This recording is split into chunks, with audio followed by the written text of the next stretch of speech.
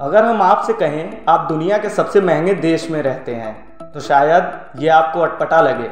महंगा देश सुनते ही आपके दिमाग में कई दूसरे देश आ जाएंगे, लेकिन ये सच है। अब वो कैसे, तो हम आपको समझाते हैं। देश में बढ़ती महंगाई ने लोगों का जीना मुहाल कर रखा है। रोज़मर्रा की चीज़ों के दामों में रोजाना बढ़ोतरी ने आम जनता की कमर ही तोड़ कर रख दी है।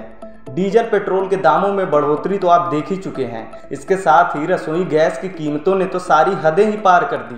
आपको जानकर हैरानी होगी कि आप दुनिया की सबसे महंगी एलपीजी गैस खरीद रहे हैं। दरअसल भारतीय करेंसी यानी रुपए की परचेजिंग पावर के हिसाब से देखें तो हमारे यहाँ प्रति किलोग्राम एलपीजी का दाम सबसे ज़्यादा है। परचेजिंग पावर के हिसाब से एलपीजी $3.5 प्रति किलोग्राम के भाव है, जबकि लोगों की प्रतिदिन का आय का 15.6% हिस्सा इस पर खर्च हो रहा है। प्रति व्यक्ति की रोजाना आमदनी में से इतना बड़ा हिस्सा जबकि और किसी देश में गैस पर नहीं खर्च होता। तो इस हिसाब से भारत के नागरिक दुनिया की सबसे महंगी रसोई गैस खरीद रहे हैं, जबकि पेट्रोल ने भी देश में शतक लगा दिया है। देश में पेट्रोल की कीमतें भी लगातार बढ़ती जा रही हैं और आलम यह है कि प्रति व्यक्ति की रोजाना आय का करीब 23.5% हिस्सा प्रति लीटर पेट्रोल खरीदने पर खर्च हो रहा है। इस लिस्ट में भारत से आगे 2 पड़ोसी देश हैं। नेपाल में पेट्रोल पर रोजाना कमाई का 38.2% हिस्सा खर्च करना पड़ता है, जबकि पाकिस्तान में 23.8% हिस्सा पेट्रोल की खरीद पर जा रहा है। इसके साथ ही अगर डीजल की बात करें तो भारत इस मामले में दुनिया में 8वें पायदान पर है।